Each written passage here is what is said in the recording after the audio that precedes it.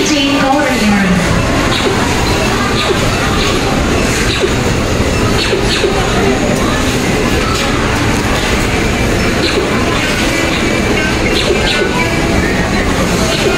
So ayun mga kasari, namili ako ng konti lang ito, dahil wala kasing mga pagkain dun sa na-order namin sa grocery.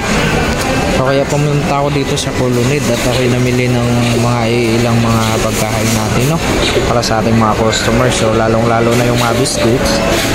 Ayan nga, so kung mapapansin nyo. Tapos may sito tayo dito sa ilalim.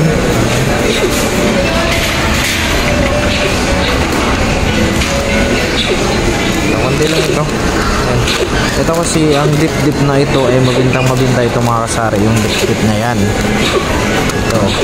So ang bintahan ko dito is 15 pesos bawat isa. So dalawa na yung kinuha ko. Tapos kumuha ako ng bago dito ng calchis. Ayan. Ito ay pang 8 pesos. Tapos kumuha lang ako ng 4 na ganito. Nakalimutan ko kung mayroon pang calchis doon o wala na. At saka ito ay nagtry ako dati ng 3 nito. So ang bilis na ubos.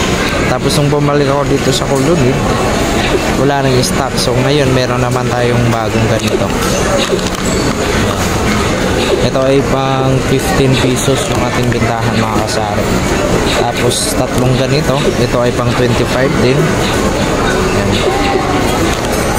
So yun lang, magandang hapon, happy selling sa ating lahat mga kapwa kong kasari. God bless us all.